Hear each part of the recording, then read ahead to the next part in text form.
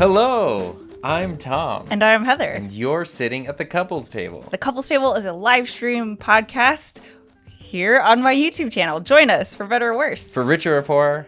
In sickness and in health. As long as we both shall live. We did it. Yay. Hello, everybody. We had never heard far into that intro music. I know. Either, for those of you who watched the live stream. Well, that was fun. Gotta up the production We're value. trying different things. We figured let's try to see what would happen if we gave a little leeway countdown time where everyone can know that the stream is about to get started. It's nice for us because if nothing happens, we just sit here. But if something goes wrong at the last minute, we have there's time to fix it and adjust. So that's good. Yes, so that was fun. Yeah. Plus, it was easy to do with eCam. You can just set up a whole thing and do the timer. Yeah. It's amazing. Well, Tom. Why are we so unhappy? Well, first of all, it's Saturday morning. How do you feel about that? I mean, I'm not unhappy at all about that. I forgot it was Saturday this morning when I woke up. Oh, that's a nice surprise. Best feelings. I know. Yes. Yes. So we rescheduled the stream to Saturday because we had to take Ben to the vet. He had ear infections in both ears, but he's fine.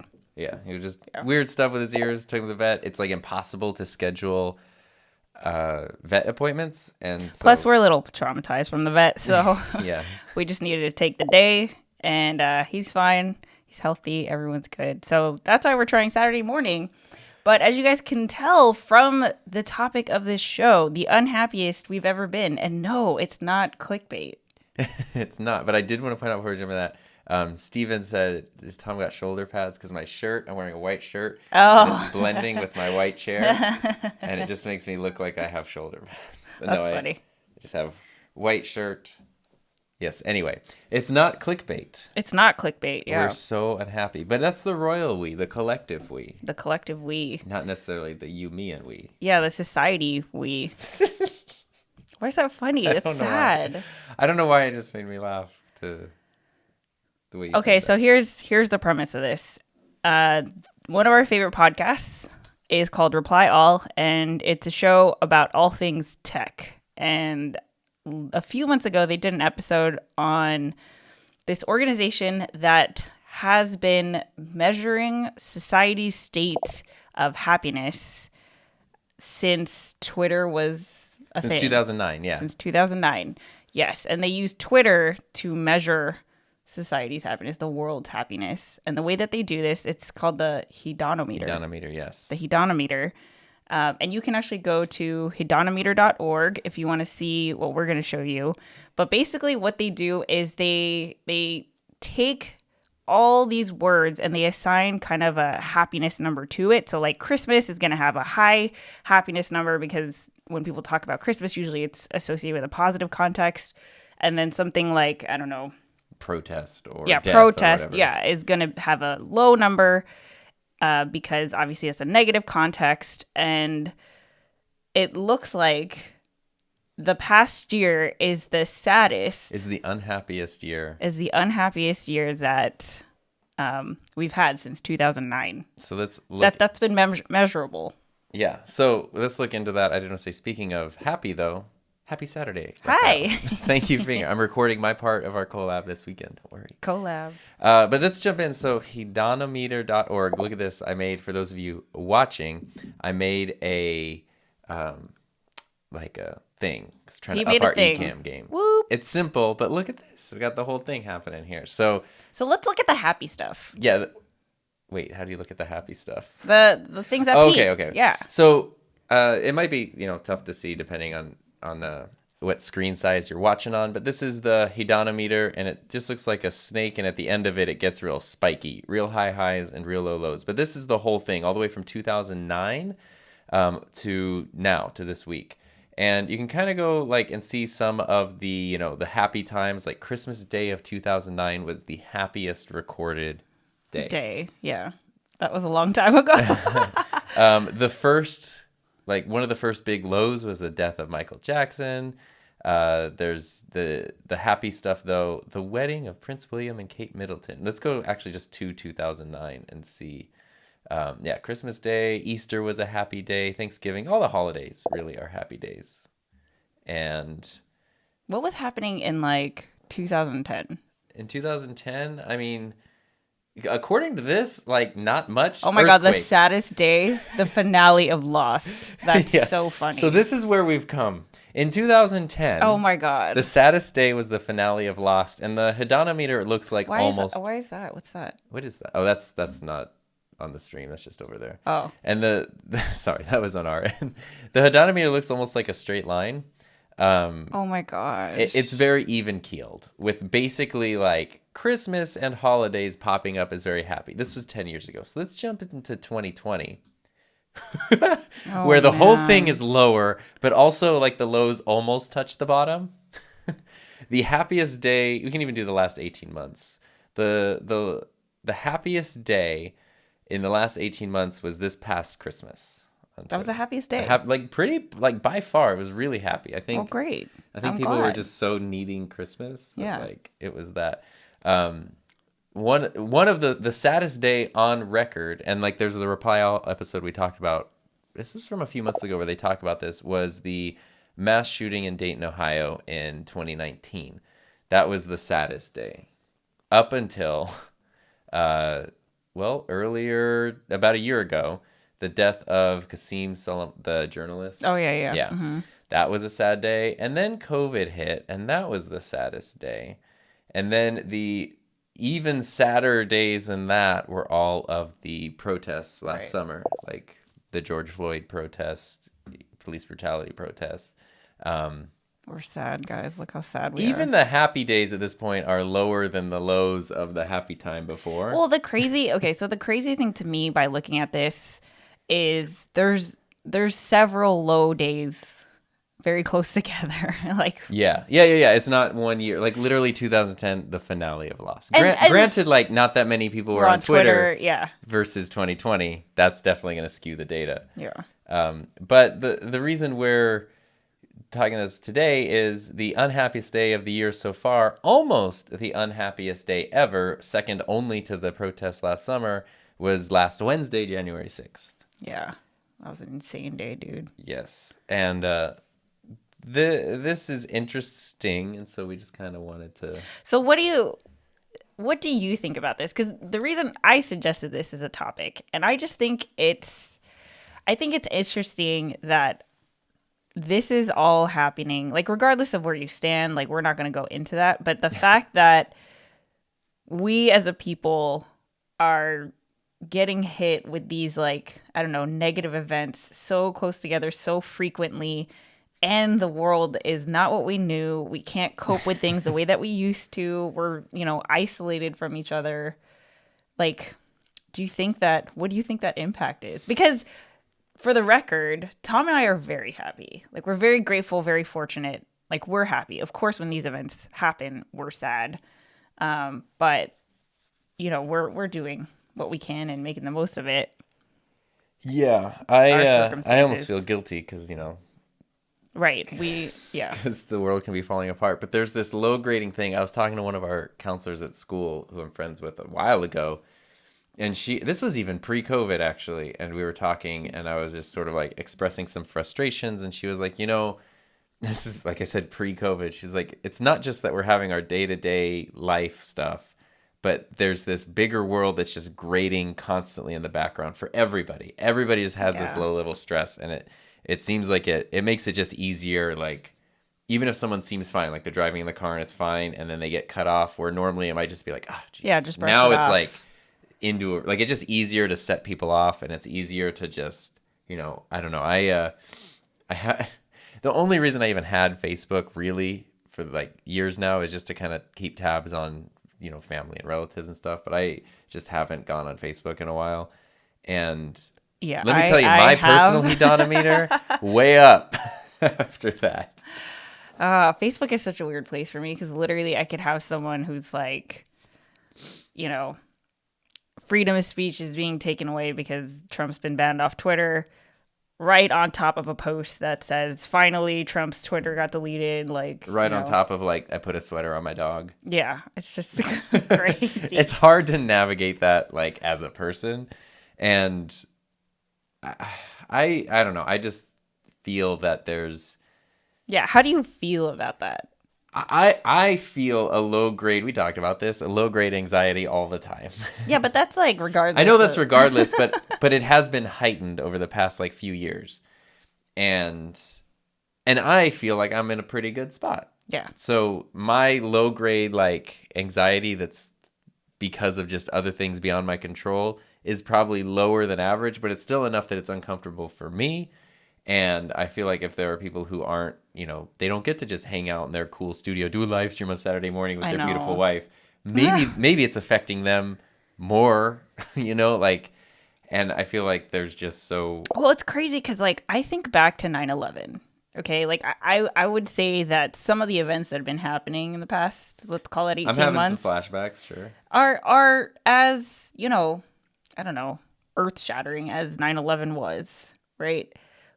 And the recovery time, like we as a people were allowed to breathe and grieve and really kind of see what the long-term impact was and be able to figure out how we feel about it and all these things. But lately it's just like freaking back to back to back to back. You can't, you turn around, there's another thing. Like we watched, it's crazy because yesterday I would watch Bob's Burgers on Hulu on my iPad.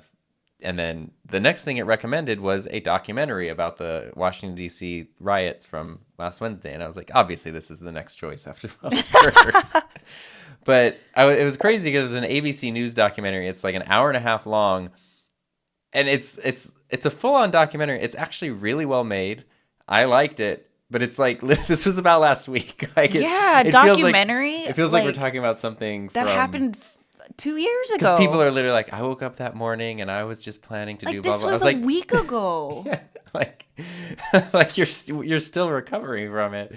But it was like just a crazy thing to see all of that condensed into one thing. But what it made me think though was like, that was just last week. It already feels like it was a thing that happened a while ago and like on to the next thing. And that scares me. Yeah.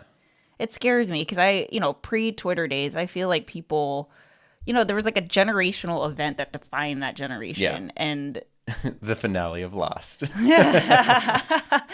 I don't know. It's just, I feel like the effects are going to be almost like a desensitization of like, absolutely. We're just, it's like, I don't know if the bar's been lowered, but it's like, okay, well, here's the other thing. Here's the next thing that's happening. I remember the Columbine school shooting in 1999. Yeah, that like I remember feeling that for so long. Yeah, that took over the rest of the year of like 1999. Like that was there was just so many things. Like, why did this happen? How did this happen? What are the people doing with the school? There's all that kind of stuff. And then it was to the point, not in the past year because pandemic stuff, but where it was like there's school shootings every month or two, and you're just kind of like, oh, there's another one. Oh, there's 5 people, 6 people, this, that. And you're just like, oh, geez, there's another one. Oh, okay. Like, yeah, like it's normal. It's not supposed to be normal. Right. Like these very abnormal things become normal, and then you're just supposed to kind of accept it. And it's exhausting. So let's check in. We're checking in. First, let's say hi to Ian Pinnell, who's watching from Oxford, England. Has watched streams for a while, but first time managed to catch it live. Yay! Dominic likes the Hedonimeter. Well, I don't know if you like it, but it's an awesome tool.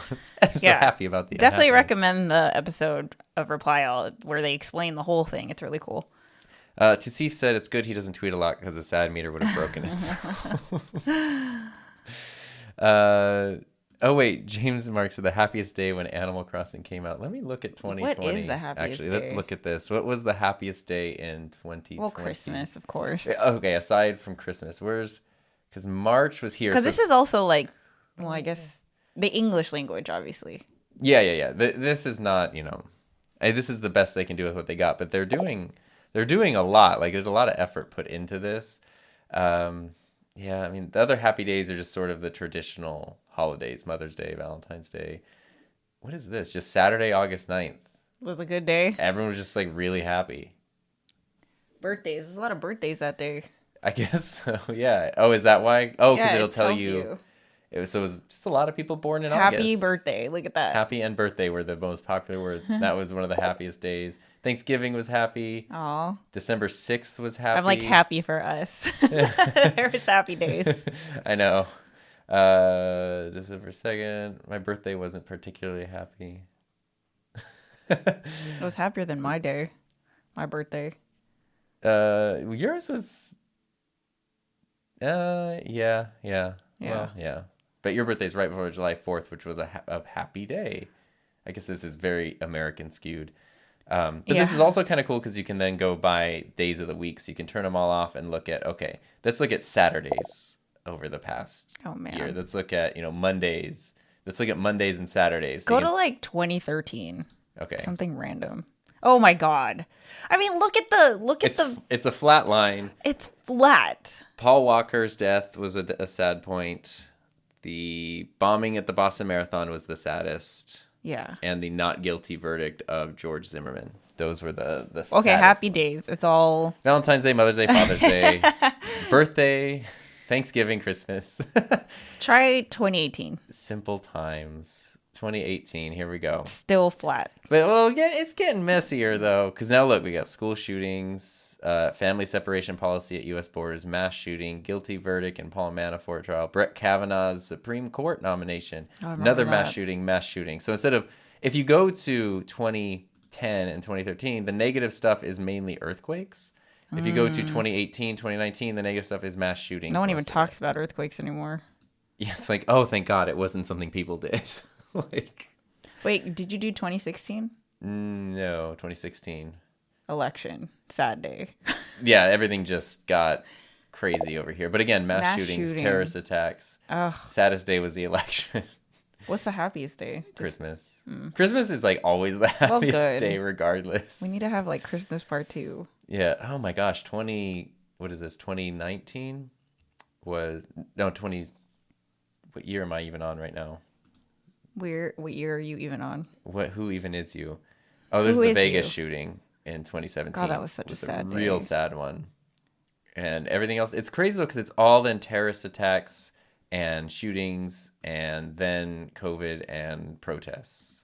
It's like, I'm just so curious because like we talk about this all the time. Like your grandparents were so defined by the Great Depression and like how they lived and how they behaved and reacted to everything. Yeah. So what are we going to be like? Just That, either I don't super know. sensitive or complete opposite of that? I don't know.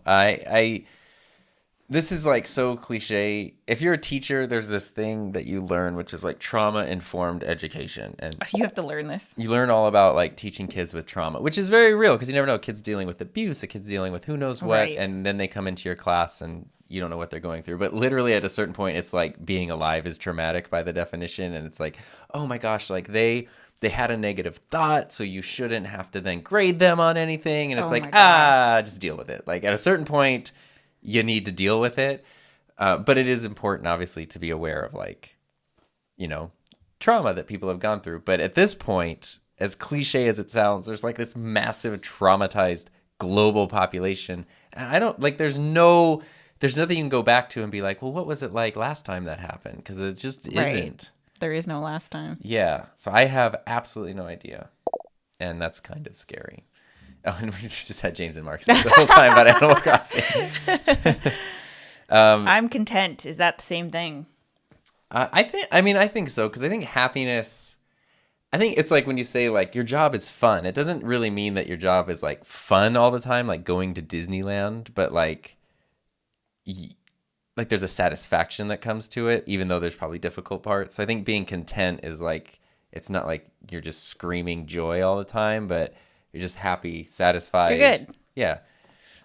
Content with our content. Oh, wait, I don't know where the thing is. I don't know where the drum one is on here. Wow.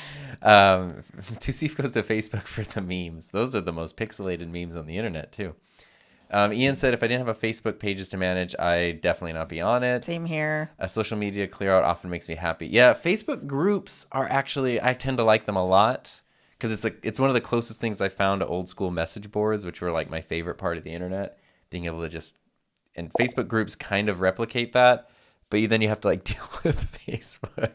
No, it sucks. For the rest of it. Raphael says the access to instant information and bad info trends easily and leads into fatigue. Yeah. I didn't even hear about the word doom scrolling until like, I guess it must have been right before the election. And I didn't understand what it was. And now I understand what it is. Wolf Rider 750 trucking, catching you guys through Louisiana. How cool. Hopefully you get some good food in Louisiana. There you go. And Ron said to Raphael, yeah, I just feel like we're not built to cope with the amount of information that we have to process on a day-to-day basis. That's a very real thing, because I first heard about that in more innocent times when people were talking about, like, if you create stuff online and you get comments and feedback, you know, normally in your day-to-day life, how many people do you interact with? How many people are actually giving you feedback on what you're doing? Right. Maybe zero. And especially giving feedback, you know, like on your job or the thing that you're making. And then suddenly you're making stuff online and you can get hundreds or thousands of bits of feedback constantly, positive and negative. And like, there's a lot of theories and things out there where people are like, the human brain is not meant to deal with The that soul. much. The soul can't handle that much stuff. And of course, the way it seems like everybody's universely wired is if you get 9 super positive things and Right. 1 negative thing, what do you focus on the most? The negative thing, which is just sort of the way that it is. And Raphael said, the best thing I did was turn off notifications, all the emails. Yes, definitely. yes, that's That- a game yeah. changer because then it puts you in control. Yeah. You don't get you the... decide when to see those comments. Yeah, and you know, like I know this is not new news or anything, but they completely game the system with that stuff because there have been times where, like, before I had turned off notifications, you know, I might be working and doing something and Heather's taking a nap and I'll get a notification from Twitter that's like, Heather just tweeted, blah, blah, blah. And I'm like, she She absolutely did not just tweet that. She is asleep right now. She tweeted that like 3 hours ago, but you're sending it to me because it's like you can tell I'm online, and now that's the time to like get the notification, come over here. And how many times have you tried to do something like, I need to go check my email or reply to this thing, and then you get notifications along the way and you get sidetracked over here and you never even do the thing that you like actually needed to do. So that I think is like an amazing strategy. Just put yourself back in control. Yeah. Because I'm definitely not a fan of the like get rid of everything and like No, write a letter in the mail. Yeah, Like, I don't think that's not the practical. solution, but I think being in the driver's seat, like if it's a passive thing because of habit, that's not a good thing. I think it should be an intentional, active thing that you're like, I'm going to go on social media right now, so that you're, filtering or at least aware of what you're seeing. Yeah. I don't know how to say the thought I was having, but the thought I was having was I couldn't tell which way up was. the thought I was having was to do with like the residual effects of these things, like it's like big events and stuff like that. Yeah. Because when we were watching the documentary yesterday about the Capitol riots, I was thinking like, I remember when I worked at the TV station when I was growing up. Like obviously I never covered anything like the Capitol riots, but I would cover sad things or crimes or whatever, and you'd find yourself in a place where something bad had happened not long ago. And to me, maybe because I'm a highly sensitive person, there was always like there's just a weird feeling. It's like if you've ever been to, I don't know, like a battle site or something, and you just know like what happened here. Lots of people fought, lots of people died. It's kind of that thing like a I don't know how much of that is just like your own emotions and it's not even a real thing, or how much of it is really just like the place has a vibe or whatever. And I was wondering, like, with all this stuff happening, bad things have happened at the U.S. Capitol before. Good things have happened there.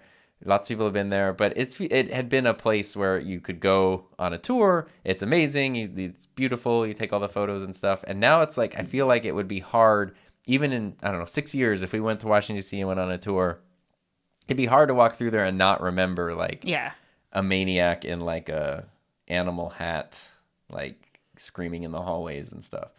And that, I don't know how, like, it's like tainted. That kind of thing happening just all over the world all the time. I don't know what the long-term effect of that will be.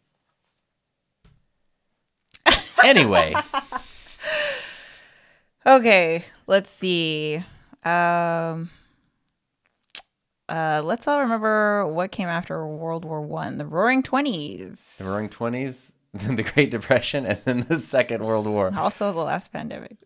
Yeah, I know that. And I've been wondering about because what I tell my students when they get like really upset about, oh, this feels like it's never ending, blah, blah, blah. I bring up the 1918 pandemic, and I'm like, okay, yes, this is terrible, but like, did you even know that there was a pandemic 100 years ago? And their answer is like, no. And my point is like, yeah, because eventually things got back to a normal, or a normal was created. And like, I know it's been a long time. Well, see, that's what I think the problem is. And obviously this is under no one's control, but like there hasn't been There's no time to go to normal. Yeah. Yeah. Because there's just something new happening every week, it seems. I know. I just went boring. Like just boring. It's crazy. It's like sad. Okay. Humans are attracted to negative emotion in news because it's a defense mechanism built in. Interesting. That makes sense. And then the news just preys on it. Yeah. Mike is here. Got here. Let's start over. Ian.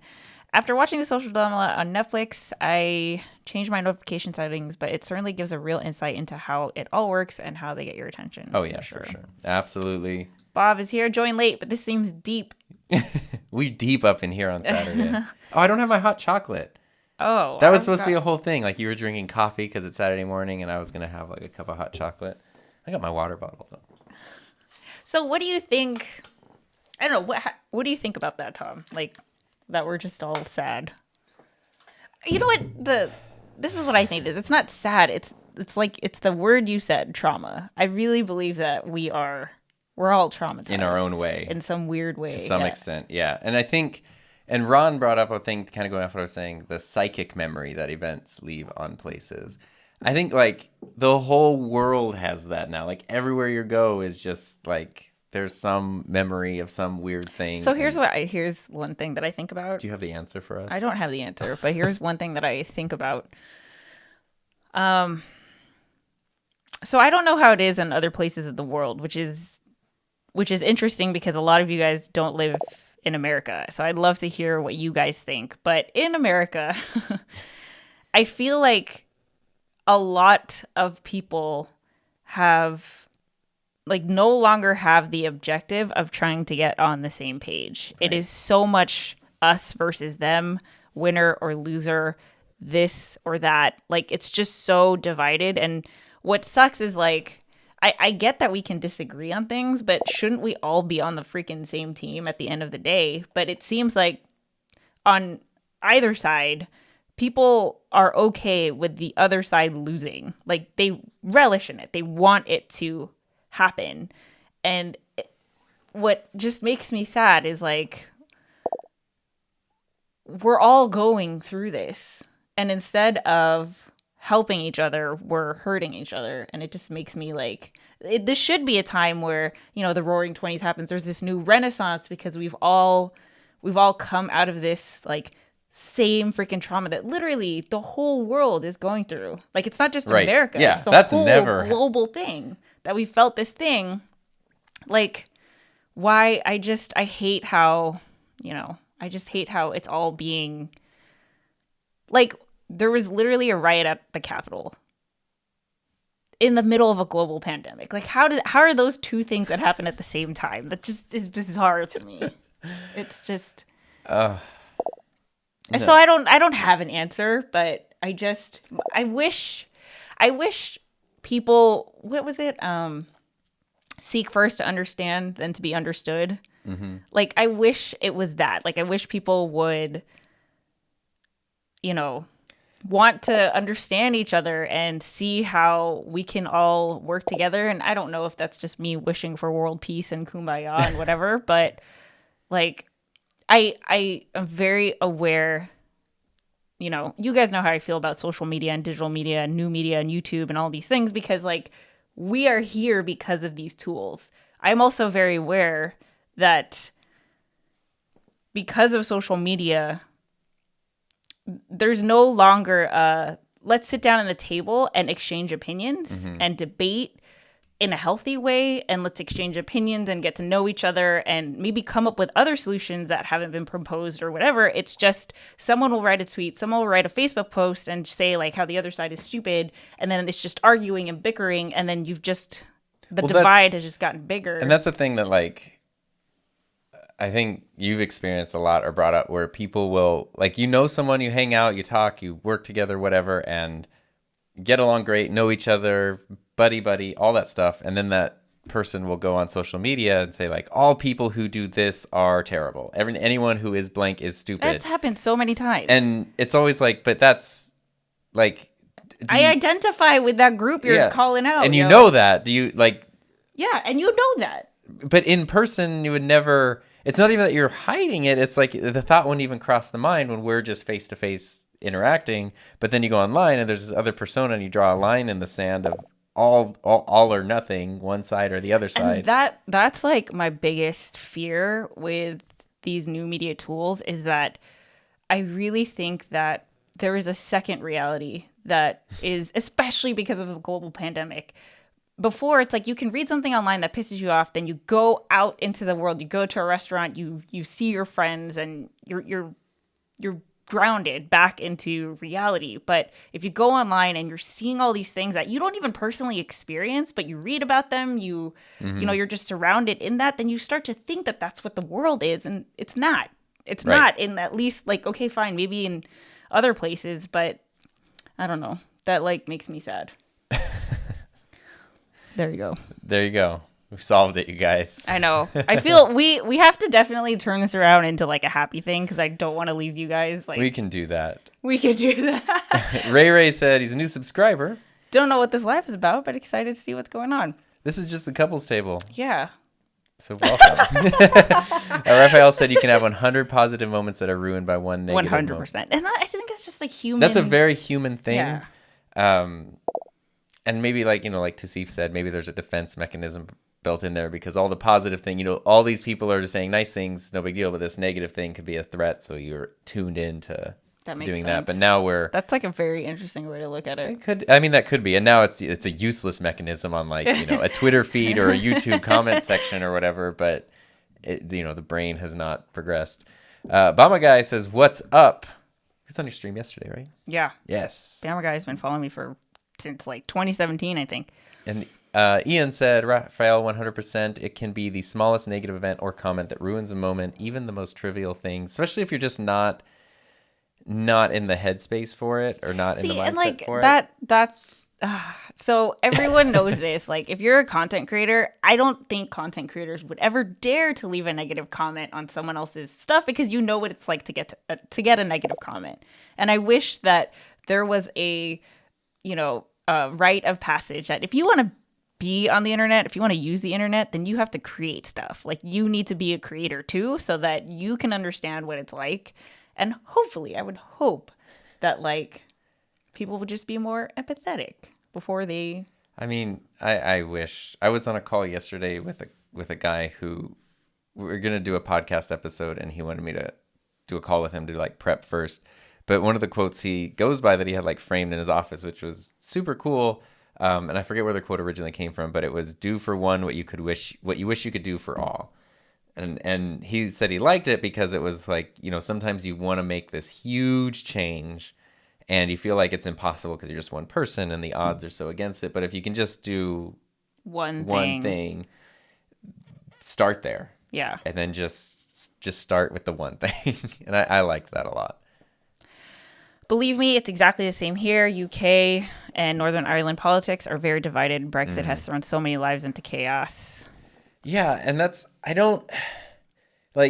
the one benefit over the past 4 years, at least in the U.S., is like people are way more politically minded than they used to be. Yeah, they're politically and engaged. I mean that in a good way. Like, people are like the fact they're aware. The fact that I can pick almost random people and talk about like constitutional amendments and roles of the three branches of government. Yeah. Like, that's just something that just wouldn't have happened 4 or 5 years ago. Mm-hmm.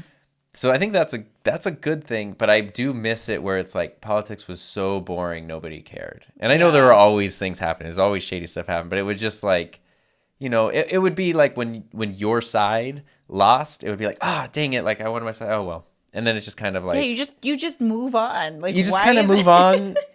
You just move on because it's not gonna push the needle extreme one way or the other. Whereas like, whether it's true or not, everything is like life or death or like this, like it's just complete extremes all the time. Yeah. It's like the X Games politics. And I definitely think that's not due to any one person. I think that's due to social media. And this is like double reality thing. Because it's like you go online and you're surrounded by constant negativity. If you're constantly consuming content that says that there's one side that's wrong and your side is right, how the hell are you not going to form a perception of the world where you're on the right side and everyone else is wrong and you have to do something about it? And I was reading a thing last night where it was talking about how normal people become like radicalized or extreme. Yeah. And it's kind of just that, like, whatever platform they're on, doesn't even have to be like one of the weird fringe platforms, but like YouTube, Twitter, whatever. Yeah, because you could definitely go down a rabbit hole. Facebook. Yeah, it's like, okay, you like these things here. Okay, maybe you lean one direction, so you like thing that's kind of like in that direction, and then they're like, well, what about this? What about this? And then slowly, if that's all it just kind of keeps going to like, now you're a flat earther or something because it's just fed you like. And it does it in a way where it's so gradual that if you're not aware of it, right?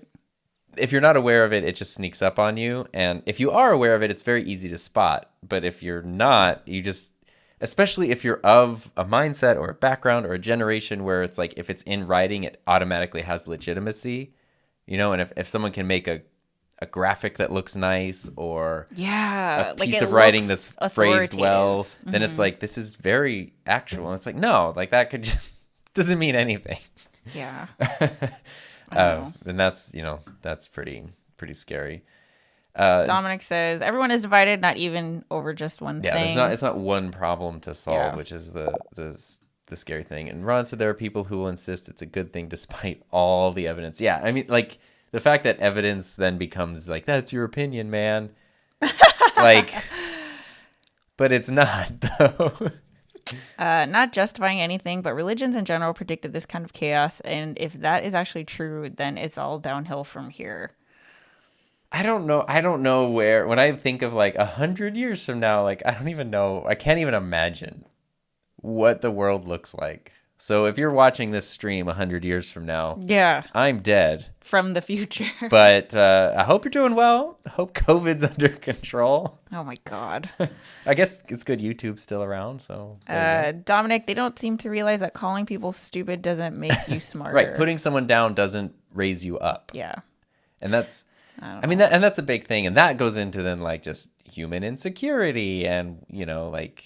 I just feel bad for us, for everybody.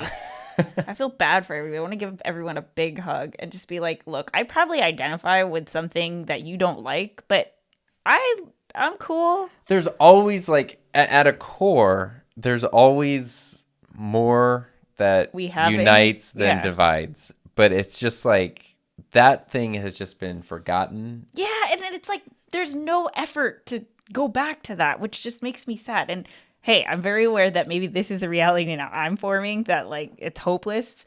Obviously, I don't believe this. I don't believe that, which is why I think it's important to have something that you're creating, that you're focusing, that brings you joy. Like we're doing this, we're connecting with you guys. I think it's good to have an outlet where you remind yourself like, hey, like it might feel like it's all crazy and doom and gloom and all this, but yeah, hobbies, yo. Yeah. Like okay, Ian, the abundance of information and misinformation on the web that people can't always validate if it's true or not quickly doesn't help. Yeah. Yeah, and people really not knowing how to, because critical thinking. Well, critical think, but validate sources, which like I started as an English teacher. Obviously, you do a research paper, so we spend half a friggin' term on sources and valid sources and all that kind of stuff. And that, like, you need to like when you get your driver's license renewed as an adult, you need to like also get a refresher on that, because there's been so many things that people I love, people I enjoy, they share online, and it's just, you know, it looks good, it sounds good, it looks good, and so then they believe it and they post it. I'm just kind of like, and then you just do like the smallest amount of digging, and you go like, oh, that's completely out of context. That's not true. That didn't happen. Like, that's only part of the story. Like, you can immediately debunk. I mean, I'm talking literally a minute and a half of like research. Well, that and like you don't need to go to like microfilm or whatever at the library. And I also wish that people would give each other the benefit of the doubt, like more than just like, because you could obviously especially if you're reading a quote that someone said and you don't hear the intonation, you don't see the body language, you could obviously read it in any way that's like negative, positive, whatever. And yeah, that's what I started doing, because I go on Reddit a lot, which I'm very aware is a website that can be, I mean, it's like YouTube though. There's a million different Reddits for whatever you're looking for, but it can be part of the problem for sure. And anytime there's an article, especially like a political article posted, you could, it's posted by the headline, and then you can read the comment section. And it's always so obvious who reads the headline and then just jumps into the comments and starts, debating the headline versus the people that read the article, because half the time the headline is clickbait, or and there's something taken out of context or whatever. And you read the article and you're like, oh, this is what they're talking about, or whatever. And there's literally like people getting into hundreds of comment long threads in debate over something that literally wasn't even a thing, because it wasn't actually even in the article. They just jumped to a conclusion, and now I don't know what they're fighting over, because it's literally nothing. Like, well, yeah. Like, anyway. Okay. Opinions, politics are filling the hole that religion filled for many. Folks who don't have a religious faith still need a sense of shared purpose and meaning, and they fervently need to believe. This is so true. Yeah, that's I mean, people can't go to church. And it's also just, religion is not as popular, as uniform as it was, at least like in our society. It's not the same where like, I remember even growing up, it seemed like everybody was at a church on Sunday. I don't know if it was my church or whatever, but that's not the case anymore. I mean, for myself too. And I think there are people who then you need some other thing that becomes your your religion. Community, yeah. Yeah. And Raphael said that's when you surround yourself with positive people. Well, during COVID, you definitely don't want to be surrounded by positive people. Sorry. Sorry. Andrew's here. What's up, Andrew? Raphael. Many people want to change the world, but don't want to start changing themselves. Starts with the man in the mirror. Someone should write a song about that. Oh, I love that song. Humans are capable of being freaking brilliant as well as extremely evil. Yeah. That's what I'm kind of. And we usually don't want to admit the evil part and then get confused why there's so much chaos and disagreements. I think a major reason people disagree is that because every small thing we do in life eventually affects whole society culture, and they don't want something they don't like to become part of the culture later on. I think it's very important to like focus on your world, your sphere. Yeah, like what you have the potential to make a direct impact. I definitely on. like that. That was a thing several years ago. Through events that happened on the national stage, I had to have this conversation with hundreds of high school students about, you know, you can have the biggest impact and biggest influence on your immediate sphere, and, you know, people thousands of miles away aren't like, they can't affect your life the same way that you can. I don't know that I believe that as much anymore, honestly, but I do still believe it, and I do still believe that, like, if you're looking at the whole world, like right now we're hanging out doing this, and there's people dying, and there's people fighting, and there's people starving, and there's all this tragedy happening. It can definitely be paralyzing where you're like, how can I do anything if that stuff is still happening? But you can only like... Yeah, you only have so much in your control. You can only do what you can do in your world with your resources.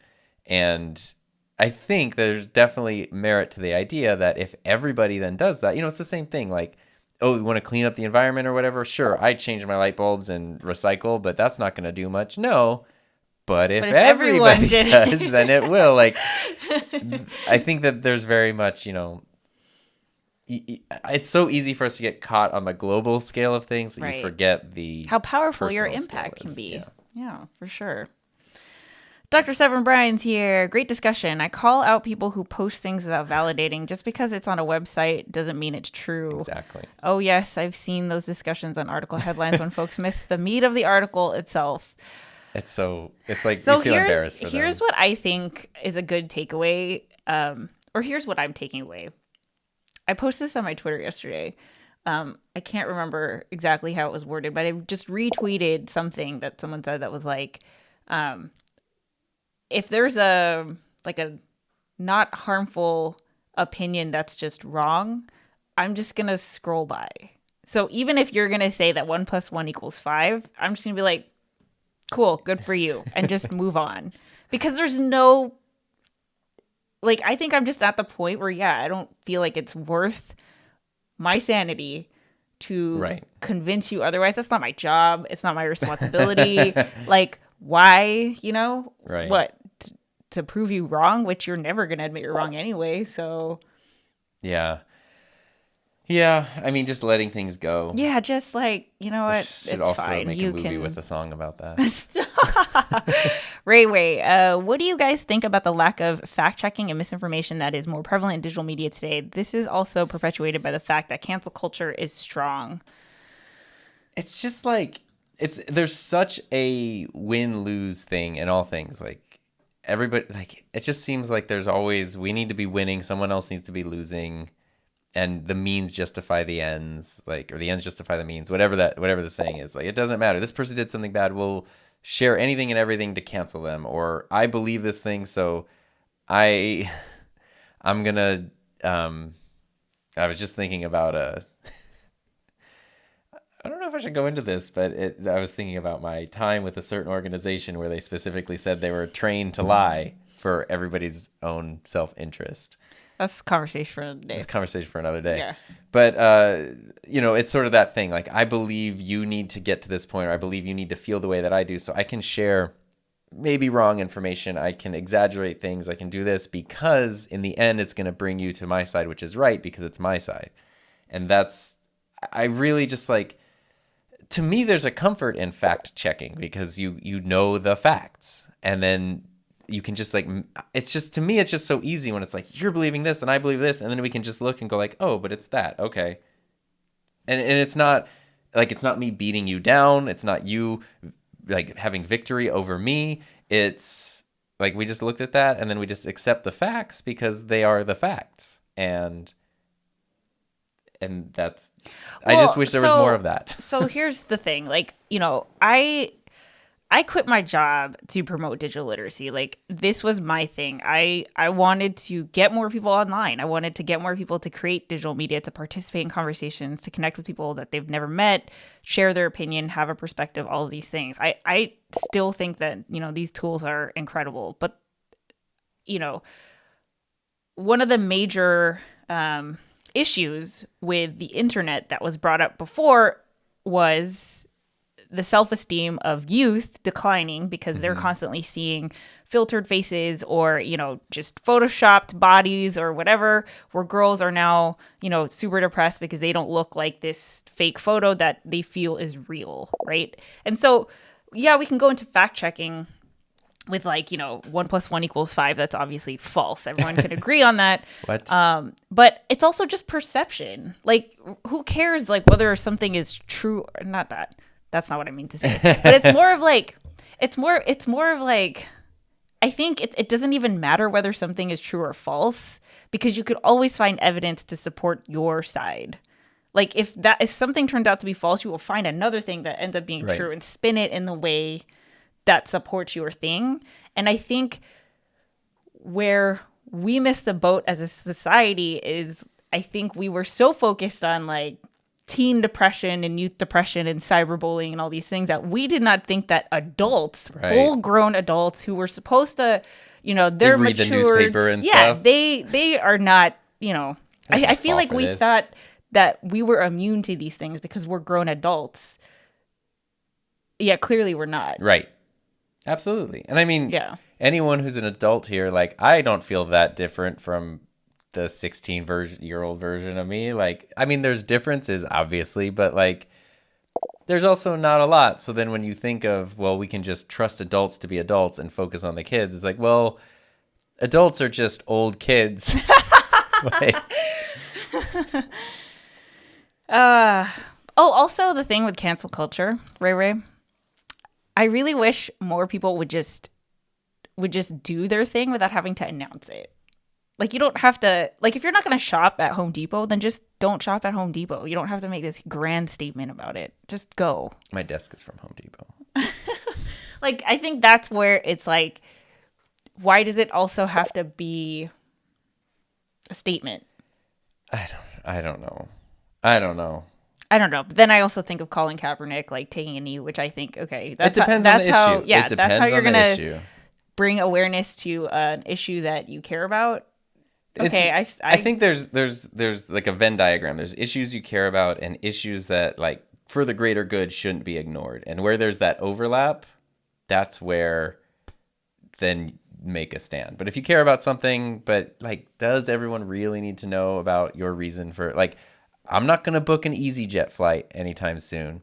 Okay, but that's my thing. I see this a lot in Facebook groups. It's like, I'm going to leave this Facebook group because blah, blah, blah. Yeah, like, there's it's like, you just leave. Just go. Yeah, nobody cares.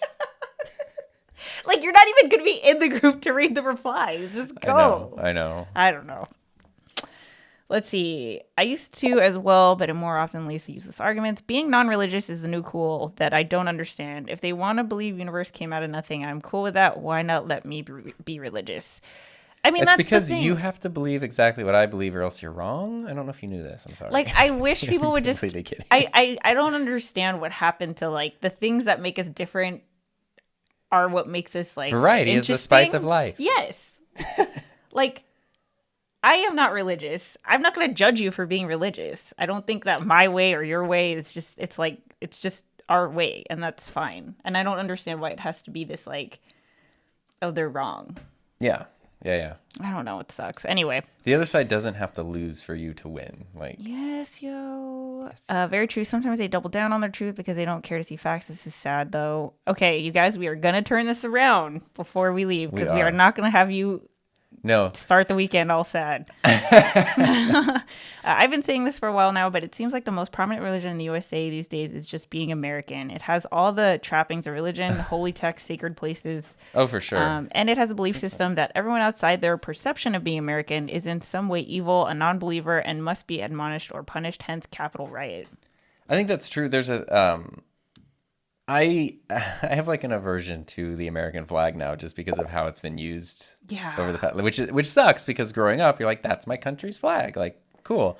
But now it's like I see it and I have like bad associations with it, with like I just have bad associations with it. Literally, I am the person who would cry when the national anthem was singing and the flags waving. I'm like, oh my God, now it's just like I don't have that same feeling. Yeah.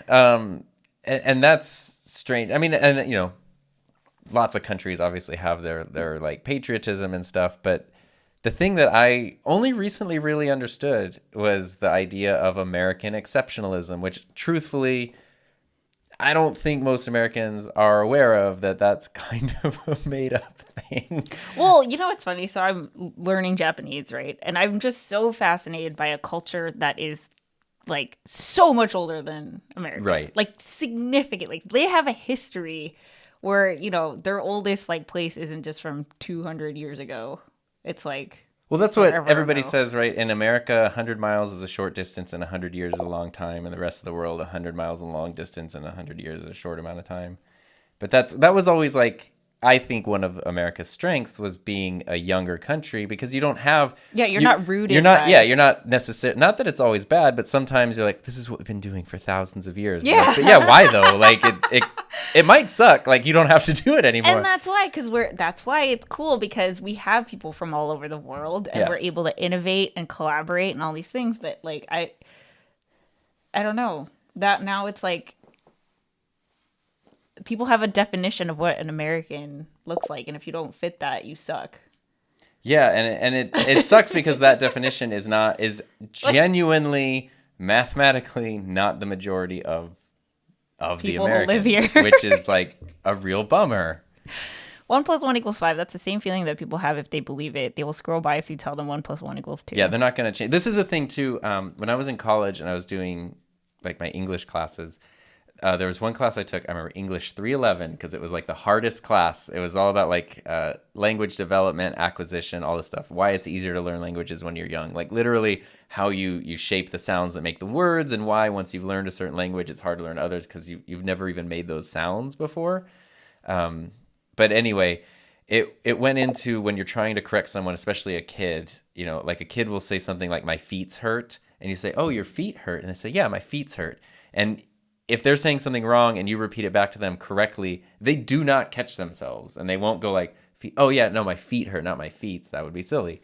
They'll just keep making the mistake. And I think it's literally the same thing. Like 1 + 1 = 5 or 2 + 2 = 5 or whatever. And someone's says, well, actually 2 + 2 is 4. And you're like, but 2 + 2 is 5. So blah, blah, blah. It's just like, it's not even, it's just like, bing, like it just bounces off, just shields up. And you can't like penetrate. It's very tough when somebody's how do you teach critical thinking? It's well, I mean, truth be told, we don't. I mean, truth be told, we don't. Kids are terrible critical thinkers. It's going to be a really big problem in a few years, like even more so, I promise you, because it's just not really it's just not a thing. You teach it. It's like you don't teach it; you have to encourage it, and the way that you encourage it is by literally like sparking an interest or curiosity in something that's unique to the person. And what I mean by that is like I can remember as a kid, if you were trying to tell me about different like like electrical connectors and stuff, nobody cares. Like it doesn't matter. I'm not going to listen to you.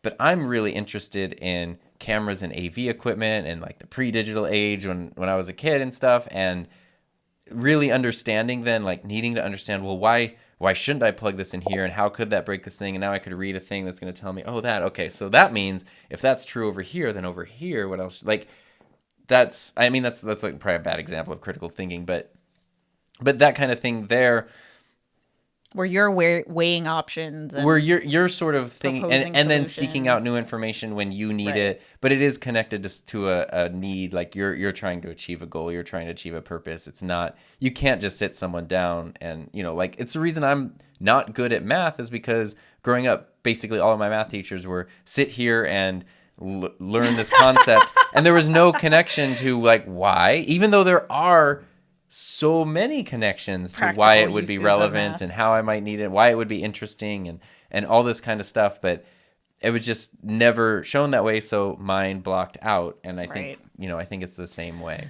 This is so true. Also, America is the greatest country ever. Okay, sure, but who decided that? America, let's recognize your greatness, will ya? Well, that's, I mean, Let that's the others thing recognize of in an American school, you're literally raised to think, at least in public education, that the world was this struggling place, and in 1776 America was founded, and it fixed all the problems and did everything right, and we've just been getting better ever since. The rest of the world looks up to America. The all, you know, which is, And I think there is some of that because, think like, there's in my travels, people have been like, "Wow, you're from America." well, there's like, an there is element a- to that. I mean, like Like a huge we chunk don't of the teach world's other entertainment people. comes from Right. America. Like there's just a cultural export there that exists. There's all that stuff, you know, but that's not. But other countries are also great, and Yeah, in some that doesn't cases mean also that. in many ways better. And the thing is, like, growing up in an American, you're just not even taught. You're literally kind of taught that the rest of the world is a third world country, except Europe Yeah. has like these historical places. That's Yeah. kind of how you're taught. And everywhere else is like, everybody else just wants to be America, but they can't. They just can't quite get it together. And then you get older and you're like, oh, wait, like, That's an interesting perception because, like, the reason why I have that perception is because I'm first generation Right. American, where my parents immigrated here literally for a better life because that's presumably because the life they had in the Philippines was not so great. right. And I mean, obviously there are countries out there that are worse than America is, but there are also countries out there where things are great. And just like anything, there might be another country where, like, there are parts of it that aren't as great as America, but other parts that are better. And like, and some of that just also comes, like, a thing that people don't often get about America is just, it's like too big to be one country. yeah, dude, honestly. straight up, like, But when someone will say, like, well, in this Northern European country, they have like perfect healthcare and everybody has, it's 100% literacy and all stuff. It's like, yeah, but there's 3 million people in that country. there's Like, 3 million people. and they all have the exact same heritage. So it's a little easier to get everyone on the same page. Like, Digital literacy should have always focused on adults and have them teach your kids how to understand the internet Yeah. better. Yeah, that's true. Yeah, it was. Yeah. Well, here we are. Apart from jokes, the way the world is heading, 1 + 5 = 2 will soon become an opinion which people will force you to accept, and even Constitution might jump in because, sorry to say, our brains are degrading. I haven't been at school for many years, but I would hope IT teaching at school now includes teaching of respect and to treat others how you'd wish to be treated. Teaching at school. So I mentioned. So he's a teacher. Yeah, so I Is mentioned this that- happening? Kids' critical thinking, it's rough. It's just rough.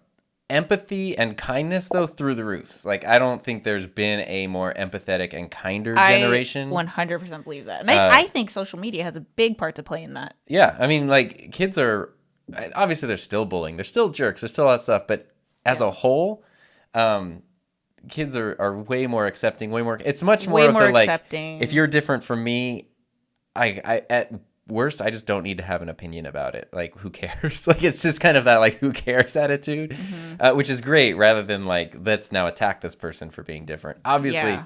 those things do still happen in ways, but speaking broadly and speaking generally and whatnot, and just having been a teacher for 10 years, like, I can see, like, empathy and kindness and just sort of, like, human decency is much higher. But the critical thinking, the intrinsic motivation, even honestly, like, emotional resiliency is way lower, even than it was when I started teaching 10 years ago. Why?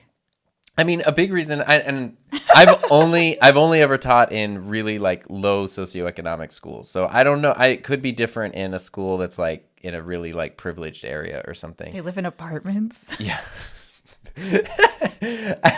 I once visited a school in a privileged area, and And it was interesting because like what I took away from it was this, like their student lab fee was $300 a year. My kids make a $10 donation if they can.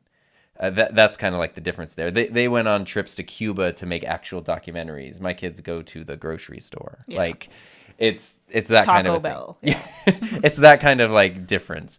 But what really struck me was in terms of what they're doing in the classroom, the problems, the process, it was identical. Like the quality of education they're getting was the same. The things that they're dealing with, I was visiting a media program. The things they're dealing with, the equipment, the questions, the needing to teach this, putting a camera on a tripod, still tricky. Like it was the same. And that made me feel really good. But I was asking the teacher about his students, and I was like, so it seems like most students here, come from a pretty like high socioeconomic background. And he was like, well, yeah, but not all. Like not all of our students are doing well. And then he looked at me and said, some of them live in apartments.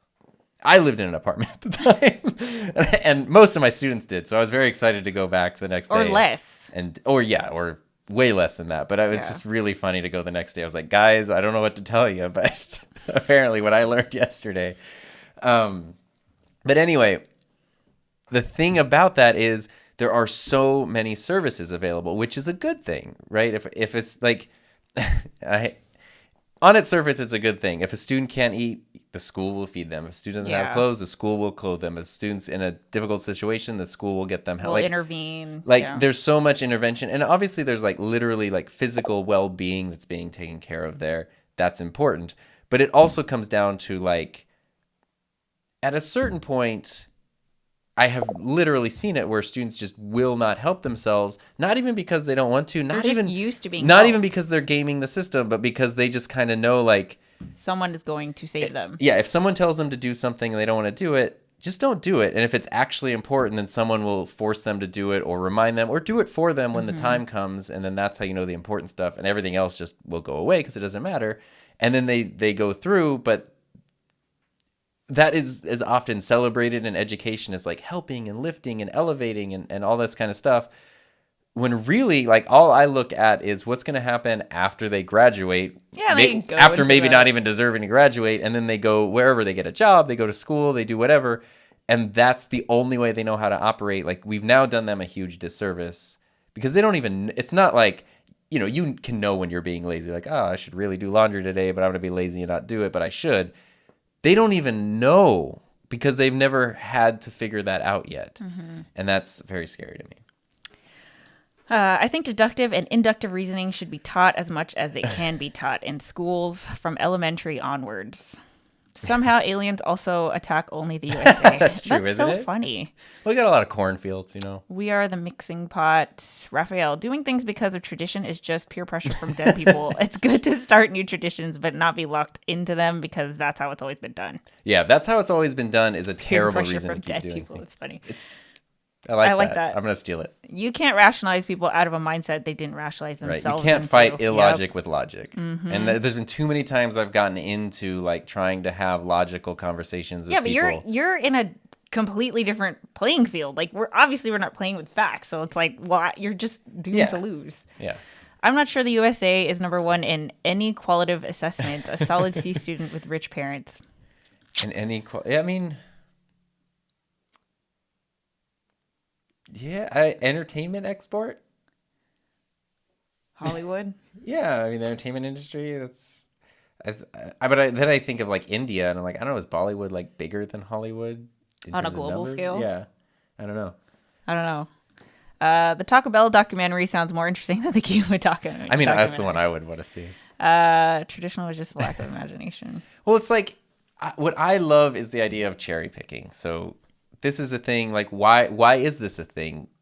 Could it be better? And the same thing goes, like, if your country, if your system, if whatever's doing something because that's how they started doing it 200 years ago, they were also doing it with what they had 200 years ago or 2,000 years ago or whatever. Maybe the iPhone changed things and you could, like, they didn't know about it. And so you can kind of go, like, well, what about this, And I just think that cherry picking great ideas from everywhere is the best way to make anything, and that is so. Let's go positive here.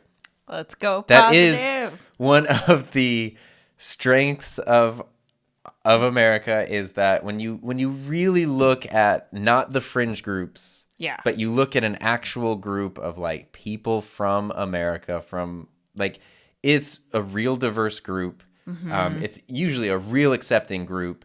If you see times where stuff is terrible and something goes wrong or somebody gets hurt, you will immediately see people snapping into action to like help that person do like there's a very much like there's a very much a diverse, caring population that really, like, I think at the core of it isn't trying to have the most, have everything, do that. Like, literally just wants to carve out their thing to do what they want, which is probably pretty modest, and let other people do that and not step on anybody's toes and just kind of do their own thing, their own way. And I think that's kind of at like, that really is a more accurate, probably lesser seen version. Lesser seen, but I think more like if you were to I think that's take the reality. numbers, Yeah.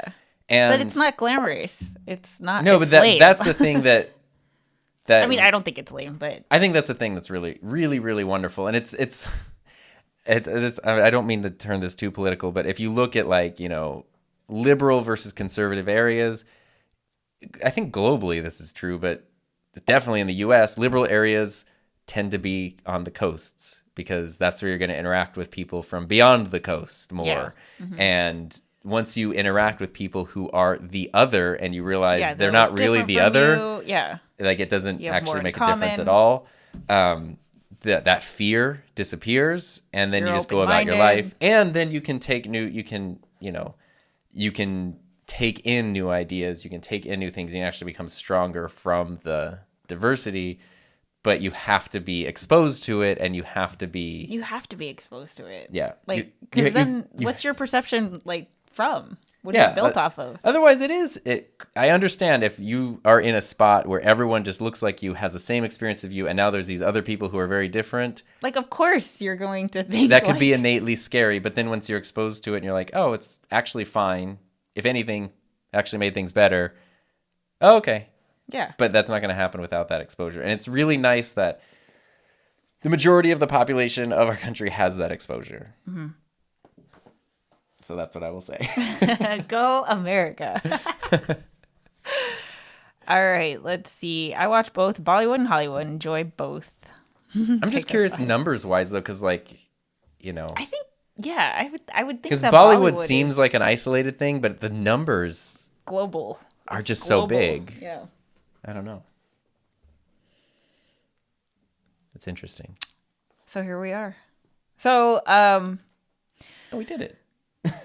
so we are as a people unhappier Yes. based on what has been tracked and measured. Based on what we're sharing, what we're choosing to share, and how we're reacting to things So as a group. what are you gonna do about it? How do you feel about this? What's our takeaway?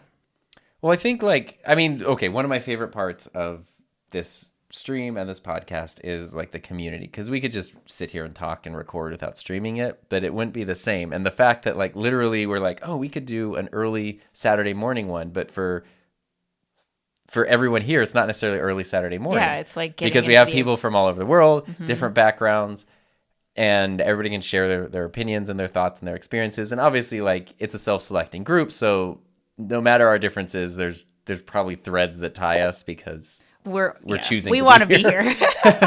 But I think there's some very practical, like, if you want concrete answers, things like Raphael said, turning off notifications. Yeah. Huge. Taking control over what things are doing. I think I got an email yesterday, a legit email from someone who was like building their brand and wanting to know, you know, how to manage all the social media platforms, why I'm not using LinkedIn or Facebook for my YouTube channel and stuff like that. And I just wrote them back an explanation about like, that's such a common question that both Heather and I get is, what do we do with TikTok now and Clubhouse and this and that and whatever? And it's like, you don't have to you just do the things that work for you, and that's fine. You don't have to do everything. Do the things that work for you. If something's not working, you can cut it out. That's fine. And once you're in control of what you're seeing and when you're seeing it, that puts you in a good position. And then this is like very cliche, but if you look for the positive, if you look for the positive, there's a lot of it there. It's just not as loud as the negative. Exactly. That's what I was going to say. That's my takeaway, because I think it's easy to doom scroll. I think it is easy to it's just the news. It's just the news. So I can see how if you're just checking the news, you want to be aware of what's going on and what's relevant and all those things. But if it's just constant negativity, I think we're only built to take so much. So if you find yourself feeling negatively, maybe it's time to take a break and seek out the positive. The positive is so rarely, especially nowadays, going to rise to the surface. It's going to be the headlines and the tweets and the posts that get the most exposure, which is going to be the crazy, extreme, negative stuff, super polarized stuff. So you do have to go out of your way to find the positive.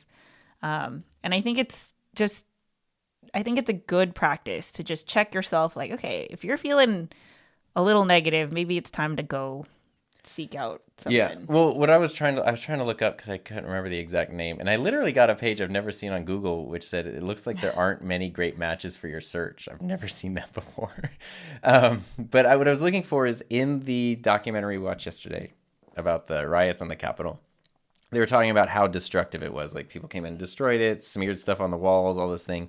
And that definitely made me just tear up just thinking that like people blood would on do that. statues and just like that made me sad. But then there was a story of one of the like members of Congress. He was doing an interview and he was talking about like in his interview he talked about when the night was over and things were done, he wanted to go out and just see the Capitol, like see it lit up because he just always loved it and thought it was so beautiful and all this kind of stuff. And you could just feel like how very genuine he was being about. He was one of those people that's like working in Congress and like in awe of being a part of his country's government and all that stuff. Mm-hmm. And then later, it came out that he was, after everything had happened, he just went out kind of on his own with trash bags and was just like cleaning up the rotunda and the lobby and stuff. And it wasn't like, he didn't broadcast that. He didn't do anything like that. It was just because he cared about it so much and it was dirty and he just wanted to clean it up.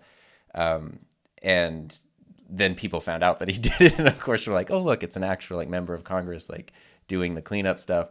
But that also then like brought tears to my eyes for different reasons. But the other one is so much louder and so much more visible. Yeah. I would have never even known about that one, which to me is so much more impactful that like this terrible thing happened. You've not only like literally been scared for your safety in this day, also had an exhausting work day. It's been 19 hours, but because you actually care about something and it means something to you, you're going to grab a trash bag and you're going to go clean it up. Just clean it up and just do the best you can to just make it look as good as you can with what you got.